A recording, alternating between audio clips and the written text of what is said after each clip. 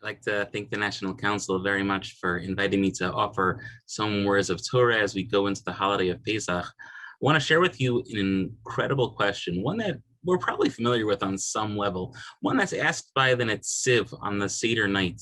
And he says simply, if we come to the end of the Magid portion of the Seder, when we look in the Haggadah, we note that we begin Hallel all the way at the end of Magid. And we only complete Hallel once we get to the Hallel portion after the meal, after benching, after everything. We then get to Hallel, and that's when we fully complete the Hallel service. And asks the Netziv of Natali Tzvi Yehuda Berlin an amazing question. How could it be that on the Seder night, as amazing as the night is, as incredible as the miracles were, as much as we have to thank and praise Hashem, that all of a sudden we can break all of the rules of everything we know about Hilchos Brachos, of the laws of making a blessing, and that you can interrupt the Hallel in such a way that you can start Hallel before the meal, you can take a break, you can have a meal, you can do all this stuff, and then at the end you finish Hallel, comparable to a Rosh Chodesh davening that we might have.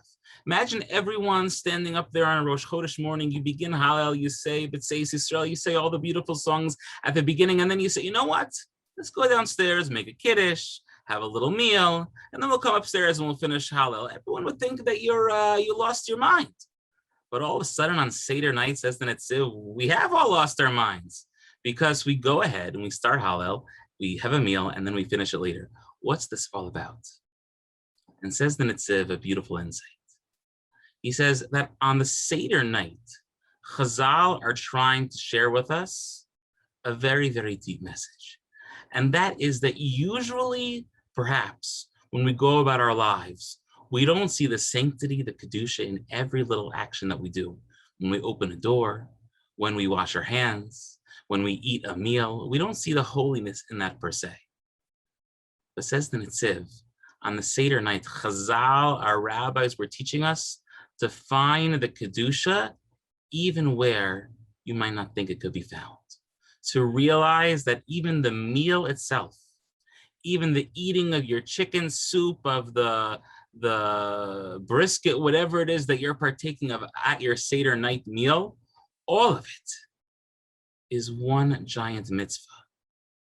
Every bite, every laugh, every conversation perhaps even, it's all one mitzvah. It's all part of the Seder experience. It's all part of the Hallel, the praise in which we give to Hashem for enabling us to have survived for thousands of years, to have made it through all the trials and tribulations that the Jewish people have endured for so many centuries. Eating your brisket is a mitzvah, and that's why it's not a hefsek. That's why it's not an interruption from the beginning of Hallel before the meal through to the end of Hallel after the meal. And to add one additional layer to this, perhaps the takeaway message for us is based on what Rav Moshe Weinberger in his new Haggadah that came out just this year. He quotes the Arugas Habosem. And he says, why is it when it comes to Yachatz in the Seder, we hide the bigger piece of matzah? What's this really all about? And says the Arugas Habosem, we hide the larger piece of matzah to help us realize that often the larger part of us, the bigger part of who we truly are and truly could be, often remains hidden from us. And it's our obligation to try to find it later, find it at a different point. And that's what Yachatz represents. That's why we hide the larger piece, to show us that we often don't realize how much we truly can accomplish, what we truly can become.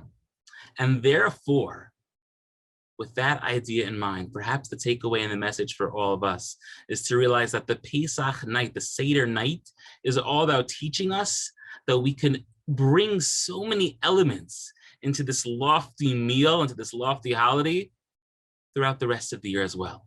Just like on the Seder night, everything is Kodesh, everything is holy, even taking a bite of my brisket and a slurp of my chicken soup, so too every other night of the year. If I bring with the right intentions, if I partake of my meals with the right understanding that everything I do is ultimately to make me a little bit stronger, to give me a little bit more encouragement to serve Hashem, to serve the world, to make the world a better place, then we'll truly be able to find the sanctity in everything around us.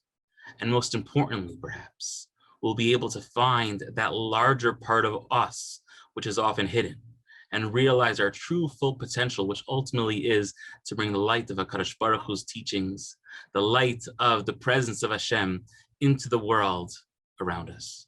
Wish everyone a Chag Kasher V'Sameach, a happy and healthy, beautiful holiday filled with love, joy, and everything good. Thank you very much.